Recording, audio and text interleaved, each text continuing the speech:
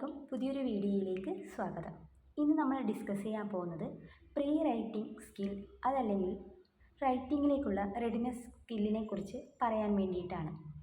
അപ്പോൾ ആദ്യം തന്നെ എന്താണ് പ്രീ റൈറ്റിംഗ് സ്കിൽ എന്ന് നമ്മൾ മനസ്സിലാക്കേണ്ടതുണ്ട്. പ്രീ റൈറ്റിംഗ് സ്കിൽ എന്ന് പറയുന്നത് കുട്ടി എഴുത്തിലേക്ക് എത്തുന്നതിന് മുന്നേ ഉള്ള കുട്ടി ആർജിച്ചെടുക്കേണ്ടതായിട്ടുള്ള ഒരുപാട് സ്കിൽസ് ഉണ്ട്. അതിനെയാണ് നമ്മൾ പ്രീ റൈറ്റിംഗ് സ്കിൽ എന്നതുകൊണ്ട് ഉദ്ദേശിക്കുന്നത്.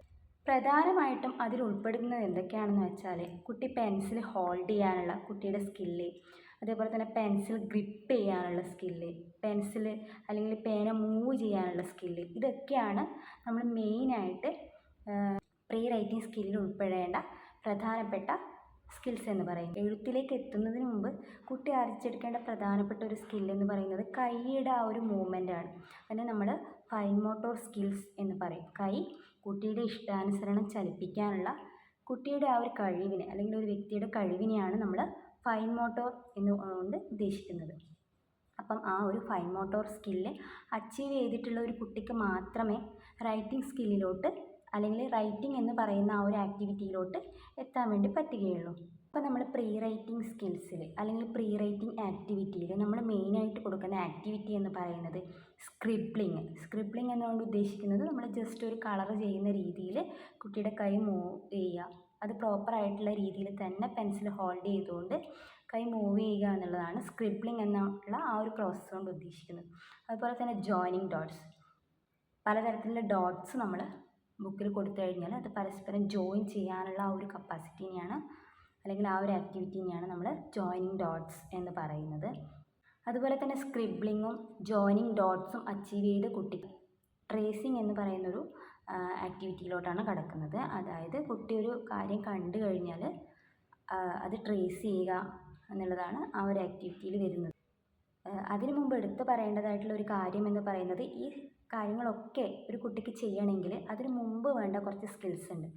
അതിപ്പോൾ പ്രധാനമായിട്ടും അതിൽ വരുന്നത് ഐ ഹാൻഡ് കോർഡിനേഷനാണ്. അതായത് നമ്മളിപ്പോൾ ഒരു പുസ്തകത്തിൽ എഴുതുകയാണെങ്കിൽ കുട്ടിക്ക് പ്രോപ്പറായിട്ട് ആ ഇന്ന സ്ഥലത്താണ് ഇന്ന രീതിയിലാണ് നമ്മൾ എഴുതേണ്ടത് അല്ലെങ്കിൽ ആ സ്ഥലത്താണ് നമ്മൾ കളർ കൊടുക്കേണ്ടത് എന്നുള്ള കുട്ടിക്ക് കൃത്യമായിട്ട് അത് ഐഡൻറ്റിഫൈ ചെയ്യാൻ പറ്റുന്നുണ്ടെങ്കിൽ മാത്രമേ നമുക്ക് കുട്ടീനെ എഴുത്തിലേക്ക് കൊണ്ടുവരാൻ വേണ്ടി പറ്റുള്ളൂ. അപ്പോൾ അതിൽ പ്രധാനമായിട്ടും വേണ്ടത് ഐ ഹാൻഡ് കോർഡിനേഷൻ. അതുപോലെ തന്നെ അടുത്തതായിട്ട് പറയേണ്ടത് കുട്ടിയുടെ ഹാൻഡ് ഫങ്ഷൻസ് എല്ലാം പ്രോപ്പറായിരിക്കണം. നമ്മുടെ ഷോൾഡർ മുതൽ എൽബോ മുതൽ കൈയുടെ അകവശത്തും അതുപോലെ തന്നെ ഫിംഗേഴ്സിൻ്റെ എല്ലാം ഫങ്ഷൻസ് പ്രോപ്പറായാൽ മാത്രമേ കുട്ടീനെ നമ്മൾ റൈറ്റിംഗ് സ്കിൽസിലേക്ക് കൊണ്ടുവരാൻ വേണ്ടിയിട്ട് പറ്റുകയുള്ളൂ. അപ്പം ഐ ഹാൻഡ് കോർഡിനേഷൻ വേണം, മസിൽസിൻ്റെ കോർഡിനേഷൻസൊക്കെ പ്രോപ്പറായിരിക്കണം, ഫിംഗറിൻ്റെ ഫങ്ഷൻസൊക്കെ പ്രോപ്പറായിരിക്കണം. ഇതും നമ്മൾ റൈറ്റിങ്ങിലേക്ക് എത്തുന്നതിന് മുമ്പ് ശ്രദ്ധിക്കേണ്ട പ്രധാനപ്പെട്ട പ്രീ റൈറ്റിംഗ് ആക്ടിവിറ്റീസും സ്കിൽസും ഒക്കെയാണ്. ഏകദേശം 2 വയസ്സായ ഒരു കുട്ടിയിൽ ഏകദേശം ഈ ഫങ്ഷൻസൊക്കെ നമുക്ക് ഡെവലപ്പ് ആയതായി കണ്ടുവരാറുണ്ട്. അതായത് ഹാൻഡ് ഫങ്ഷൻസും